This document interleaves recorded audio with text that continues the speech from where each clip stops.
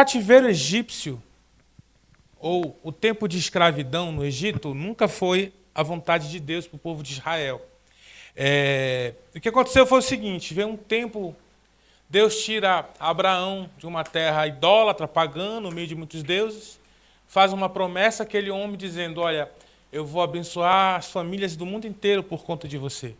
Então, confie em mim, sai da tua terra e da tua parentela e vai para a terra que eu te mostrarei. E aí, depois, ele faz mais promessas a Abraão, dizendo, está vendo? As estrelas do céu e a areia da praia, assim será a tua descendência. E aí, em Abraão, muitas coisas, muitas promessas, Deus começa a pensar em um povo a partir de Abraão. E Abraão tem o seu filho Isaque, e aí o seu filho Isaque tem mais 2 filhos, Esaú e Jacó. E Jacó, então, depois de ter um encontro com Deus, ser transformado por Deus, já tinha seus 12 filhos, o homem fez filho, com vontade, 12 filhos, e aí ele chega e toma uma decisão. Debaixo de um tempo de crise, de um tempo de fome na região do Egito, ali do Oriente, ele toma a decisão então, porque o filho dele agora era governador, tarará, aquela coisa toda, e ele toma uma decisão de partir para o Egito, de ir para aquele lugar. E aí a gente não vê na Bíblia Deus o direcionando para isso.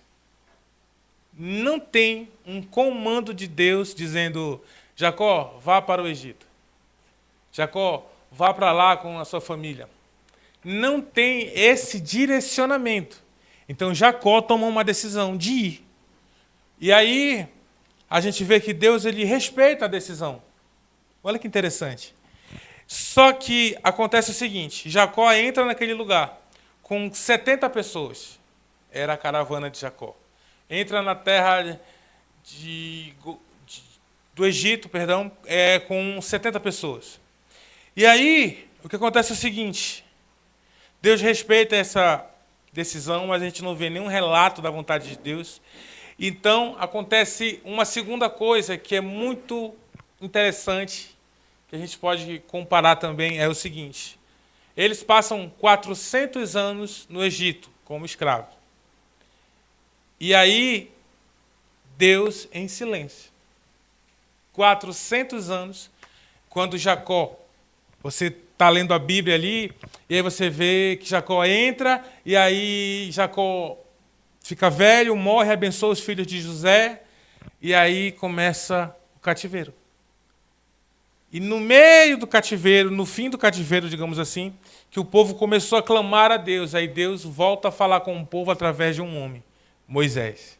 Então, o silêncio de Deus é quebrado por uma figura profética. Assim como 400 anos de silêncio foi quebrado por João Batista, assim esses 400 anos é quebrado por Moisés, a figura profética naquele tempo. E acontece o seguinte, então que Deus ele começa a ouvir o clamor do povo por libertação. Porque agora já não eram 70 pessoas, era mais ou menos 2 milhões de pessoas. Era uma gigantesca nação dentro da outra. Só que agora o povo de Deus, o povo de Israel, estava sendo humilhado, estava sendo escravizado, estava sendo expostos a trabalho forçado. E então eles começam a clamar ao Senhor.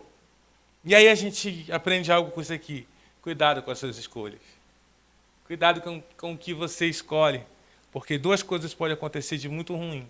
Primeiro é um cativeiro. Segundo é um silêncio de Deus sobre algumas coisas. Quando então o povo começa a clamar, então Moisés vem, e aí é o libertador daquela bagunça que está acontecendo no Egito.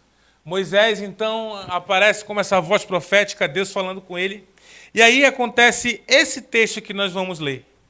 Em Êxodo, capítulo 6, versículos 6 e 7.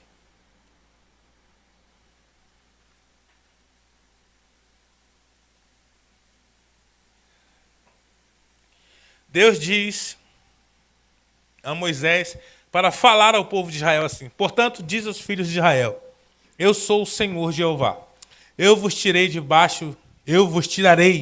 debaixo das cargas dos egípcios, livrá-lo-ei da sua servidão e resgatarei com o braço Estendido, perfeita versão.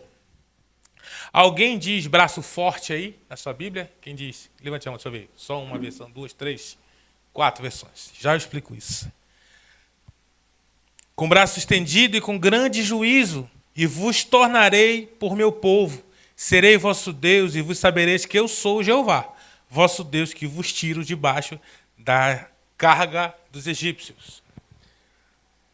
A última coisa que aconteceu ali, na última noite do Egito, na última noite do povo de Israel do Egito, aconteceu a Páscoa. E Deus fala o seguinte, olha assim, vão matar um cordeiro, fazer um churrasco, linguagem de hoje, pastor Tom Rosendo, fazer um churrasco e o sangue desse cordeiro se vão passar nos umbrais da porta. E aí a 10ª praga virá. Virá que quando eu passar por cima do Egito, e aí eu ver que tem a marca do sangue na porta, a marca do cordeiro, naquela casa não haverá morte de primogênito.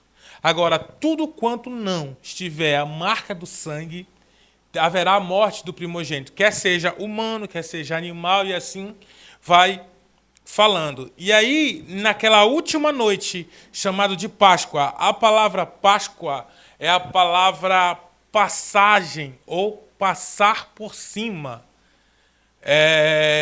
No hebraico é Passak. E no inglês também é Passover, passar por cima. E aí, o que isso entende? Entende o seguinte, que Deus passa por cima do seu povo. E aqueles que têm a marca do sangue do Cordeiro, eles não sofrerão dano. E isso é algo muito profético para a gente, não preciso explicar muito isso. Essa aplicação hoje é: quem tem a marca do sangue de Jesus sobre a sua vida, quem tem a marca do Cordeiro de Deus sobre a sua vida, sabe, você é guardado e protegido por Deus. Deus tem uma vida para você que tem a marca do Cordeiro. E aí, esse foi o simbolismo da última noite no Egito. E os judeus, até hoje, eles usam esse verso que nós lemos, e eles colocam 4 taças quando eles vão fazer a Páscoa. Eles colocam 4 taças porque foram 4 promessas que nós lemos em Êxodo 6 e 7. Primeiro ele fala, vos tirarei. Segundo ele fala, vos livrarei. Terceiro ele fala, resgatarei. E a quarta ele fala, tomarei. E aí, tanto no Talmud quanto na tradição judaica, e até hoje, nos tempos de Jesus também, e até hoje, a Páscoa judaica ela é comemorada com 4 taças, para lembrar as 4 promessas de libertação do Egito. E aí, mas aí, pastor, tu quer agora ajudar Isaías, né? Agora a gente vai usar talit, kepá, não é isso. É que a gente, quando vai ler o Evangelho, a gente começa a ver que Jesus, ele não só cumpre um ritual, ele não só cumpre algo simbólico, mas ele traz o cumprimento profético e completo de tudo isso que Deus veio falando, desde Gênesis até os nossos dias. Porque, entenda comigo que Jesus não é uma promessa. Jesus ele é o cumprimento da promessa. Jesus não é uma profecia. Jesus ele é o cumprimento da profecia. Em Jesus nós temos a plenitude da vontade de Deus. O complemento, tudo, o complemento, o enchimento, o preenchimento de todas as coisas. Sabe, em Jesus se cumprem as promessas de Deus. Tudo que você vê no Antigo Testamento como promessa, como simbolismo, como prática, tudo isso se cumpre em Jesus. A gente até brinca falando muito de primícias aqui, dizendo, primícia, primícia. Mas isso é uma prática do Antigo Testamento que em 1 Coríntios capítulo 15, verso 20, Paulo diz, Jesus, a primícia de todos. Ou seja, em Jesus tudo se cumpre. Em Jesus tudo se completa. E o que acontece é o seguinte, que na última ceia, Jesus com os seus discípulos, ele faz então esse ritual judaico das 4 taças. E eu quero falar sobre essas 4 taças hoje, nessa noite. Quero te mostrar a ceia do Senhor de forma diferente.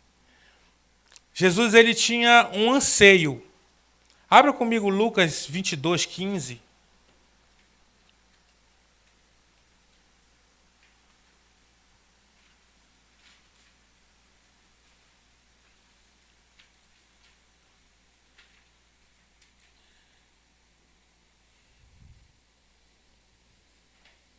Jesus, nos seus últimos dias, tinha duas prioridades. Duas prioridades, e eu vou te mostrar as duas prioridades. A primeira prioridade está aqui, ó. E disse-lhe, tendo desejo ardentemente de comer convosco esta Páscoa, antes da minha paixão, pois vos digo que não comerei dela até que se cumpra o reino de Deus. A primeira prioridade de Jesus era, eu preciso fazer a Páscoa com a minha família, com os meus discípulos, com os meus amigos. Eu preciso estar em comunhão com os meus amigos. Por isso que quando eu falo de Santa Ceia, às vezes eu pego um pouquinho no pé de vocês, porque sim, meus amigos, é muito importante estarmos juntos. É muito importante estarmos reunidos como igreja, como corpo. E Jesus, ele estava ansiando ardentemente por isso, porque, veja, o desejo de reunir-se com seus discípulos e no seu último momento de comunhão, Jesus estava sabendo, olha, depois daquela mesa, depois daquela refeição, daquele jantar, ele iria começar a beber os cálices da Páscoa judaica. Ele iria começar a experimentar o preço a ser pago, ele iria começar a experimentar algumas coisas. Então, ele sabia que aquela mesa iria estartar muita coisa. E aí, eu sei que em Mateus e Marcos, vocês com certeza já leram sobre a Santa Ceia, e Mateus e Marcos não é tão detalhista quanto o Dr. Lucas. Lucas, quando vai escrever o Evangelho, ele é um médico, então ele é detalhista demais. E ele mostra ali os dois primeiros cálices. Está lá em Lucas, capítulo 22, olha isso. Lucas 22, verso 17, e diz assim, então, havendo recebido um cálice, e tendo dado graças, disse, tomai-o e reparti-o entre vós, porque vos digo que desde agora não mais beberei do fruto da videira até que venha o reino de Deus. Tomando o pão, e havendo dado graças, partiu de dele também a seus discípulos e disse, este é o meu corpo, que é dado por vós, fazei isso em memória de mim. Semelhantemente, depois da ceia, tomou o cálice, dizendo, esse é o cálice do novo pacto, do meu sangue, que é derramado por vós. Perceba que o Dr. Lucas aqui fala de dois cálices. Primeiro ele fala que ele tomou um cálice. Depois ele fala, e depois da ceia, ou seja, depois daquela primeira parte, que ele toma o cálice, que ele dá a seus discípulos. Aí diz que ele toma outro cálice. E aí ele fala que é o sangue da nova aliança. O que acontece é o seguinte, esses dois primeiros cálices, essas duas primeiras palavras de Jesus, o momento de Jesus na Santa Ceia, fala dos dois cálices dos judeus, que é tirar e livrar. Vamos voltar lá em Êxodo, diz, olha, portanto, eu, Senhor Jeová, vos tirarei debaixo das cargas e livrá-lo-ei da servidão. Perceba que quando Jesus está falando aqui, na mesa, na ceia, está falando, olha, tomai porque isso é o meu corpo que é derramado por vós. E no segundo cálice ele fala, bebam isso porque esse é o cálice da nova aliança. Ele está falando de duas coisas também lá do Egito. Que primeiro é tirar o peso do pecado. Meus amigos, o peso do pecado, ele é insuportável. Quando Paulo começa a falar do peso do pecado, ele vai começar a dizer, olha, o salário do pecado é a morte.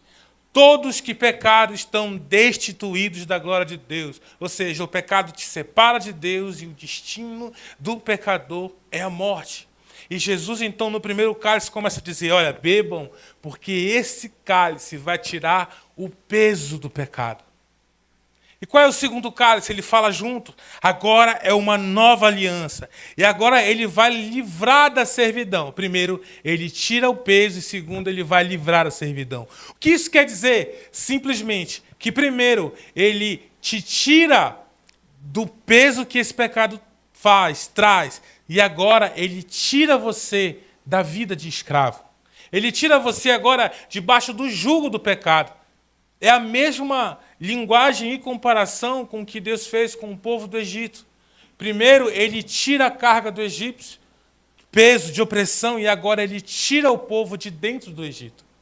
Entenda que o que Jesus faz conosco não é simplesmente perdoar os teus pecados. Não é simplesmente dizer assim, olha, você está perdoado, segue a sua vida. Não, ele transforma você. Para quê? Para que agora as suas inclinações não sejam mais de escravo do pecado. Amém? Tem alguém vivo aí? Agora, o que é mudar a inclinação? Você pode pegar um porco, lavá-lo, banhá-lo, botar um laço rosa na cabeça e dizer, oi, pig, bem-vindo. Aí põe dentro de casa como um animal doméstico. Mas, se ele ainda for um porco em essência, quando você abrir a porta, a primeira lama que ele vê, ele vai se jogar. Por quê? Porque é a essência de quem ele é. Então, Jesus primeiro transforma o nosso coração. Transforma, além de tirar o peso, a carga do pecado, ele nos faz livres, não mais escravos daquele sentimento de pecador. E aí sim, agora você pode ter a escolha de não pecar. A escolha de resistir ao pecado, de vencer ao pecado e tudo aquilo que ele traz como consequência. Então esses dois primeiros cálices falam disso. A nossa natureza sendo transformada, o nosso DNA sendo tocado por Deus. Sabe, não somos mais escravos do pecado. Amém? Amém. Glória a Deus. E o terceiro cálice? Ele fala, e vos resgatarei, Êxodo 6. Finalzinho do versículo ele fala, vos resgatarei com o braço estendido e com muitos juízos. E com muitos juízos. O terceiro cálice, essa palavra braço forte em algumas traduções, braço estendido e braço forte, a intenção do tradutor, porque você perceba a dificuldade de lidar com uma língua morta, que é o hebraico, a língua antiga. Então, ele entende que Deus fez força, fez violência para arrancar o povo do Egito. Por isso que uma das traduções é com braço forte. E aí, mas a palavra no original é braço estendido. É braço estendido. Quando você pega as linguagens, talvez King James, Almeida, as linguagens mais antigas, elas colocam o braço estendido. E aí, veja isso. E aí fala, com braço estendido e com forte juízos haverá a libertação do povo do cativeiro. E aí, aonde na história você viu o maior juízo? Aonde na história você viu o maior peso de castigo que já pôde existir na terra? Na cruz. Não tem como negar isso. E aí a gente vê que nesse momento é o momento do terceiro cálice. E lembra das duas prioridades que eu falei de Jesus? A primeira prioridade é ele estar com seus amigos, sentado à ceia. E a segunda prioridade de Jesus era ele orar sozinho. Ele precisava buscar a Deus nesse período pré-cruz. E olha o que diz Lucas 22, seguindo o verso. Lucas 22, verso 39.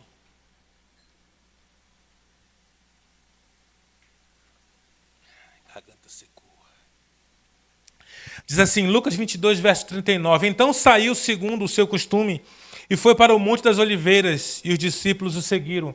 Quando chegou naquele lugar, disse-lhes, orai para que não entreis em tentação. E apartou-se deles à distância de um tiro de pedra, e pondo-se de joelho orava, e dizia, Pai, afasta de mim esse cálice, todavia não se faça a minha vontade, mas a tua. Então lhe apareceu os anjos e o confortava, e posto em agonia, orava intensamente, e o suor tornou-se como gotas de sangue, e caíam no chão. O terceiro cálice, então, é esse cálice da cruz. Perceba que Jesus ele vai para um lugar de oração, e a oração dele é, eu não quero beber esse cálice. Eu não quero provar esse cálice, mas que não seja feita a minha vontade, sim a tua. Ele se entrega à vontade do Pai. Então, quando a gente vê que O braço estendido, na qual muitos juízos para trazer a libertação, foi o braço que se estendeu na cruz.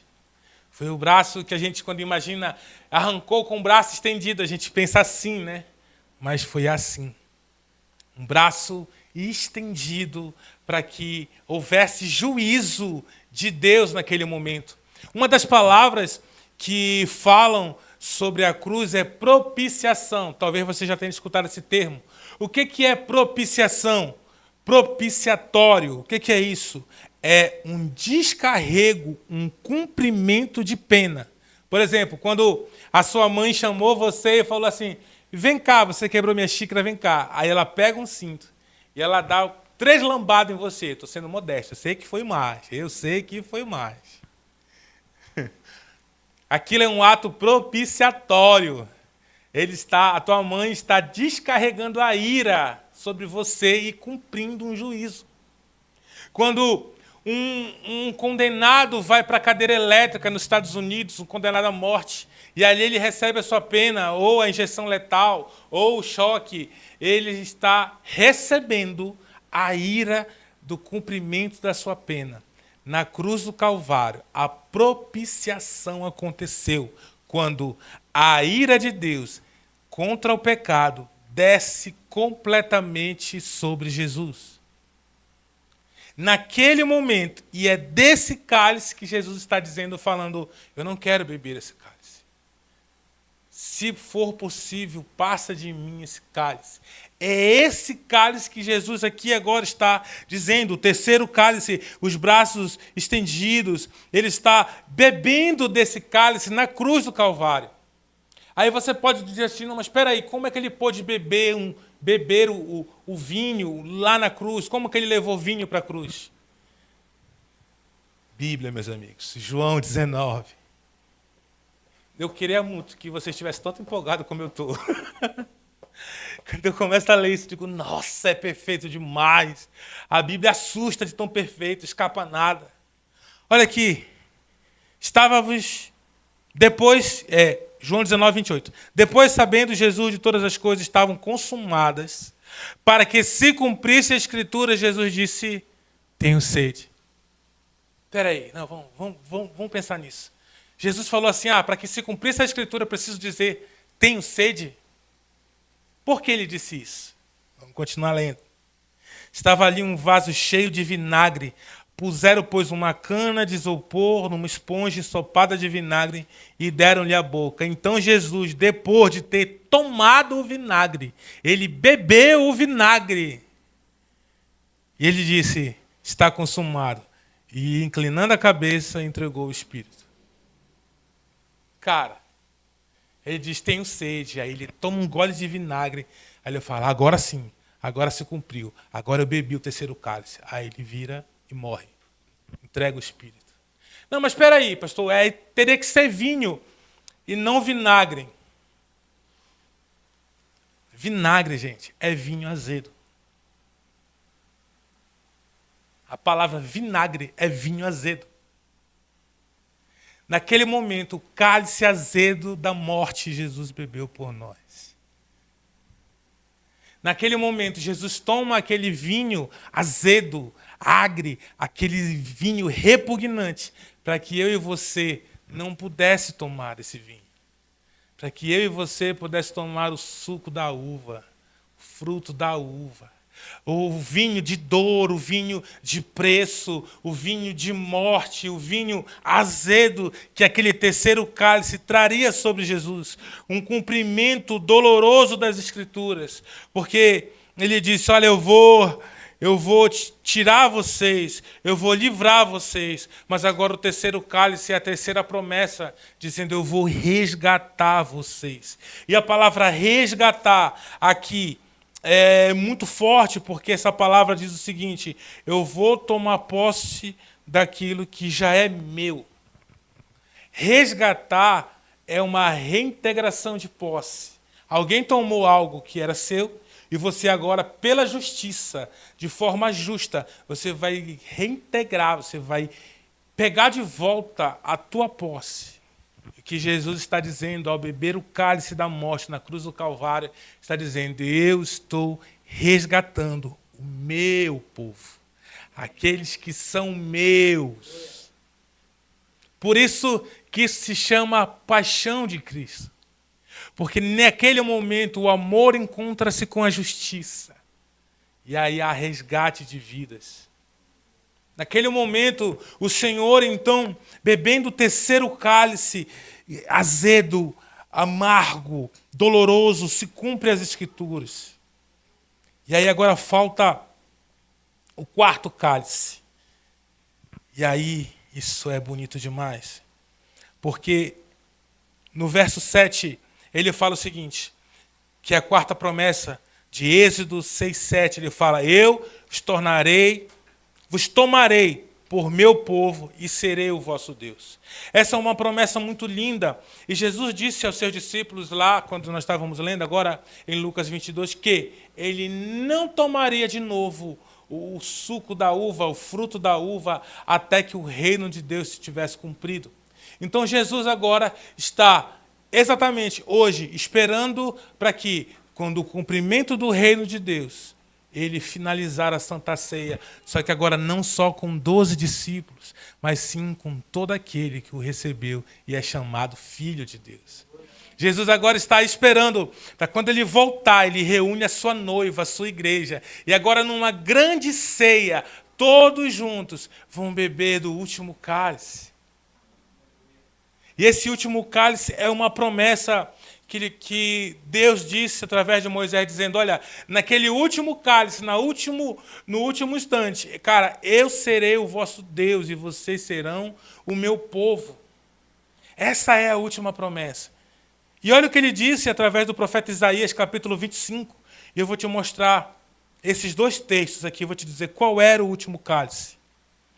Isaías 25, verso 6 diz: e o Senhor dos Exércitos dará neste monte a todos os povos um banquete de coisas prazerosas, banquete de vinho puro e de coisas prazerosas feitas de tutano e de vinho puro bem purificados. E destruirá nesse monte a coberta que cobre todos os povos, o véu que está posto sobre todas as nações. Aniquilará a morte para sempre, e assim enxugará o Senhor Deus as lágrimas de todos os rostos.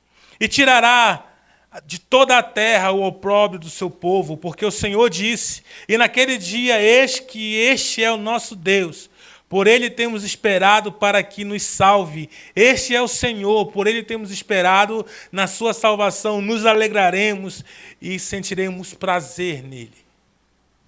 Lucas capítulo 13, verso 29, Lucas escreve dizendo: muitos virão do Oriente e do Ocidente, Norte e Sul, e assentar-se-ão à mesa do reino de Deus. O último cálice, nós o conhecemos como as bodas do Cordeiro. O último cálice é aquele momento onde a igreja vai entrar no grande banquete, vai reunir-se com o Senhor para sempre. E aí, naquele momento, vai ser selado: nós seremos o seu povo e ele será o nosso Deus para todo sempre. Então, o último cálice é as bodas do Cordeiro, o nosso casamento eterno com ele. Lá seremos eternamente junto com eles e nunca mais seremos apartados dele. Não mais choro, não mais dor, não mais doença, não mais pestes, não mais guerras. Toda lágrima será enxugada, e esse último cálice, o Senhor, ele está aguardando o momento certo. E aí, por que então, quando nós olhamos para a Santa Ceia e ele fala: olha, façam isso em memória de mim, ele está fazendo: olha, façam isso com um pensamento de lembrar dos 2 primeiros cálices, que vocês são livres, que não tem mais jugo do pecado, não tem mais escravidão. Mas lembre também do terceiro, que eu vos resgatei de braço estendido, bebi um vinagre azedo, que seria a sua morte. Mas, para que você tivesse vida, ele morreu. Para que você fosse curado, ele se tornou enfermo. Cara, eu descobri um dado que isso mexeu muito comigo. A galera da saúde aqui, Igor, Edilene, cara, se eu errar, vocês me perdoem. Alguém falou isso e eu queria muito que isso fosse verdade. Eu tomara que seja. Porque tem um cara que falou que existe no mundo em torno de 30 a 40 enfermidades apenas. Que o resto, tudo é variação dessas enfermidades. E eu achei isso muito interessante. E esse médico disse que essas doenças elas têm um padrão de repetição. Então, uma doença ela pode se transformar em várias doenças agravantes e pode se disseminar para outros órgãos tipo assim, se transformar, haver mutações com ela e ela ser transformada em várias doenças. Mas, basicamente, existem essas 39 a 40 doenças, que elas se multiplicam ou se transformam ou sofrem mutação. E aí, tipo assim, um doidinho igual a gente, apaixonado por Jesus, disse o seguinte, então, fala, que legal. Legal, porque para cada chicotada que Jesus levou, então, ele curou uma doença. Porque foram entre 39 a 40 chicotadas que Jesus levou. Aí imaginou que se isso fosse verdade, seria tão bom. Seria, se fosse uma igreja pentecostal, eita! Mas, olha que legal, cara. Pagar um por um. Sabe, as pisaduras de Jesus, como Isaías fala, que por ela nós somos sarados, nós somos curados. Sabe, Jesus, quando ele paga o preço do resgate, o preço para nos ter de volta, ele paga tudo e não deixa nada. A gente, assim, entenda isso. Jesus não varreu os nossos pecados para debaixo do tapete, ele pagou um preço de resgate. Ele foi lá e disse, quanto é que vale a vida do Lucas Santos? Ah, não vale muita coisa, mas está valendo. Está valendo isso, isso, aquilo, outro. Cara, eu pago por ele.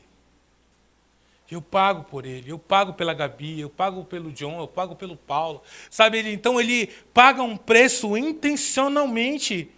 E eu acho isso muito louco, Romanos 5,8, que diz, Deus prova o seu amor para conosco, tendo Cristo morrido por nós, sendo nós ainda pecadores. Deus não paga um preço para você, todo bonitinho, todo tchutchuco, você é lindo demais. Não, ele pagou um preço, você ainda sendo um pecador. Jesus paga um preço por nós, mesmo sabendo que poderia haver dias que nós não obedeceríamos, nós não o ouviríamos, podendo haver o risco de nós nos desviarmos da presença dele. Jesus pagou um preço sabendo disso. Jesus pagou um preço sabendo que nós poderíamos resisti-lo e até não recebê-lo. E mesmo assim ele pagou um preço. Jesus pagou um preço por nós, mesmo sabendo da nossa condição falha e pecadora. E mesmo assim ele paga o preço. E no fim de tudo isso, depois de tudo isso que você escutou, ele te espera para uma festa. Ele fala, eu acredito tanto que você vai vir para essa festa, que eu não vou beber vinho até você chegar. Eu não vou tomar o quarto cálice até você chegar. Vou esperar até o final. Meus amigos, quando a gente olha então para a Santa Ceia com esses olhos, o negócio fica diferente. Não é apenas um ritual da igreja, onde vamos compartilhar um pão e um suco de uva, mas é uma lembrança de que um dia nós estaremos sentados à mesa, junto com Abraão, Isaac, Jacó e todos os grandes homens de Deus, mas com o nosso rei no centro.